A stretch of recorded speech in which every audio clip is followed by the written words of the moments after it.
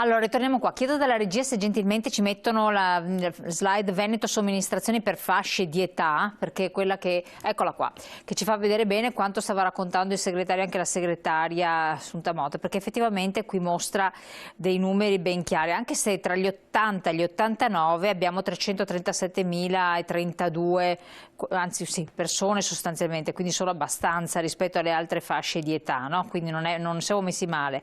Bisogna procedere con con tutte le altre più di 90 e 70-79 anni, vero? Sì, allora rispetto agli ultraottantenni ne manca ancora un 25%, quindi insomma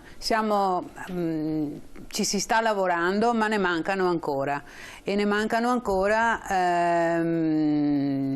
in maniera importante quelli che appunto non riescono ad andare presso i centri vaccinali, quindi sarà importante che ci siano indicazioni precise sulle modalità di somministrazione dei vaccini a coloro che non sono autosufficienti. Infatti. L'altro che dicevo prima, coloro che sono portatori di handicap e che anche questi non tutti riescono ad andare presso i centri e quindi devono essere supportati in qualche maniera.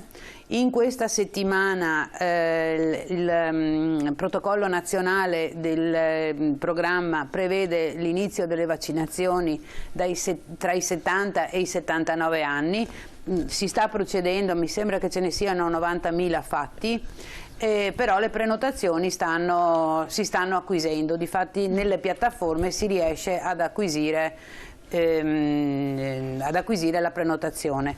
Ora è chiaro che bisognerà vedere come prosegue la consegna dei vaccini, perché giusto ieri dicevano che una parte di vaccinazioni non può essere fatta per via della qualità del vaccino che è stato fornito. Sappiamo la polemica sull'età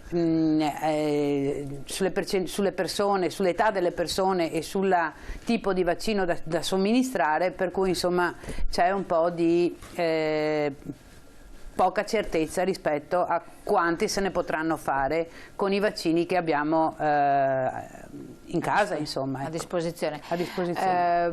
Tra l'altro voi avete contestato congiuntamente agli altri sindacati anche le modalità con cui gli anziani si trovano a dover in qualche modo approcciare a questa situazione, quindi si sentono un po' trattati come dei pacchi, c'è chi va, insomma non è tutto così facile, così semplice, no?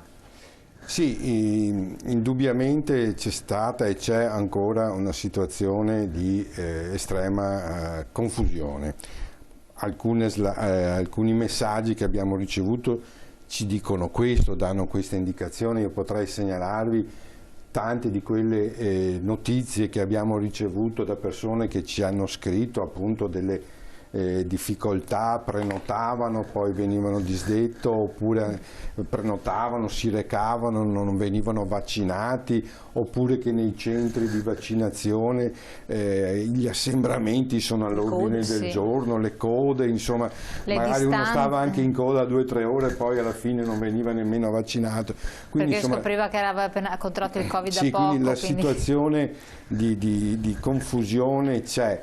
Però quello che io voglio sottolineare è questo, insomma, intanto utilizzare tutti gli strumenti utili allo scopo di vaccinare il più possibile.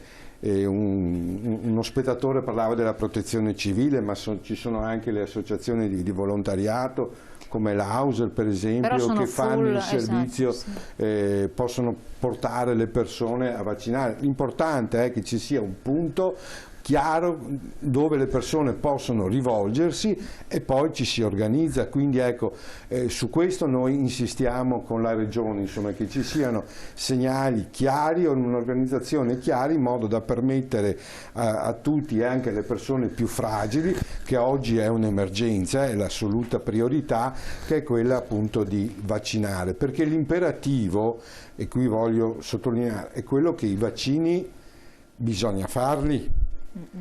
Ora, è vero, le varianti, tutta una serie di questioni che sono state anche prima sottolineate, però se noi vogliamo uscire da questa situazione, chiaro, sì, assolutamente. il vaccino bisogna farlo, perché intanto il Covid continua ad andare avanti.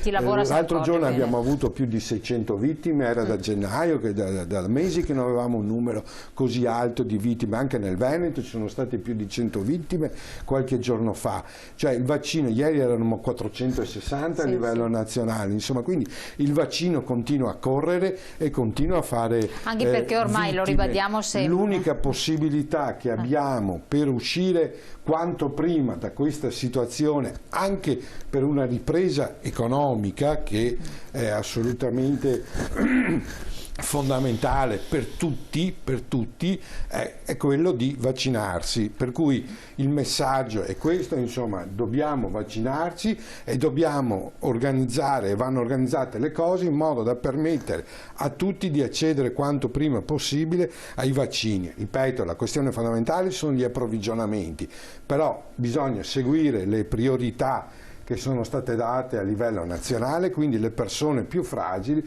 e poi il resto. Però il messaggio deve essere chiaro. Leggo il messaggio di prima che è arrivato da un telespettatore, se magari potete dargli un aiuto. Eccolo qua, vediamolo un attimo insieme. Allora, sono soggetto del 1950, legge 104, grave disabilità, ma non risulto inserito come tale perché la mia disabilità è stata riconosciuta prima del 2010 e non risulto nel database della regione. Pertanto attualmente non avete diritto alla prenotazione. Cosa devo fare? Ma noi sappiamo che l'INPS ha fornito tutte le situazioni legate alla legge 104. Ora non so effettivamente se prima del 2010 non siano state censite, quindi non ho il polso di questo, però l'INPS ha fornito tutti gli elenchi di tutto il personale con la legge 104. Ancora non si è attivato il percorso di vaccinazione. Io credo che sia opportuno che lui si rivolga al suo medico per segnalare in maniera decisa il problema, insomma, ecco. Queste sono le fattispecie che dicevamo prima, le persone fragili, le persone non autosufficienti, quelli che sono in situazione di non autonomia, insomma. Allora qui apriamo il capitolo, adesso leggiamo anche il messaggio. Altro comprende molte categorie. Ricordate che il piano vaccinale è cambiato 3 volte, appena sentito che la Regione comunque preparerà un'analisi su quei dati, appena sentito, quindi siete che l'ha detto Zai adesso. Per esempio quel dato comprende anche dei ventenni OSS vaccinati, giustamente perché rientranti nella categoria ospedaliera o case di riposo. Dopo ci sono anche queste categorie qua. Comunque sì, il piano è stato ribaltato diverse volte, come dicevo ci sono delle categorie che sono entrate, eccetera. Il piano è vero, è stato riadattato, aggiornato secondo l'evoluzione della pandemia.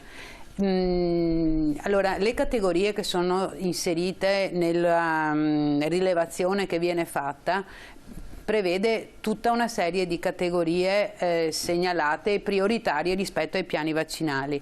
Ora, gli OSS che dicevano e il personale sanitario non fanno parte dell'altro, fanno parte delle categorie che sono segnalate, così come fanno parte gli ospiti delle strutture residenziali, le forze armate e il personale scolastico.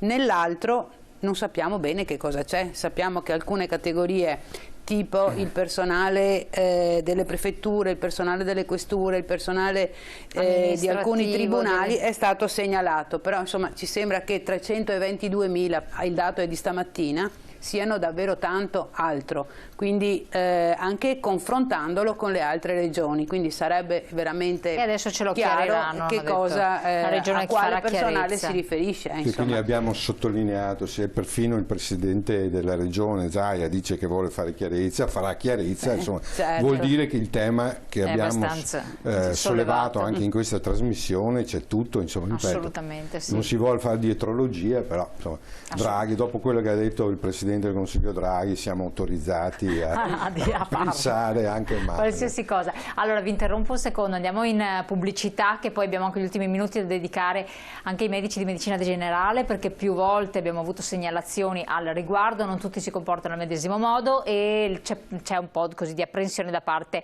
delle persone. Pubblicità.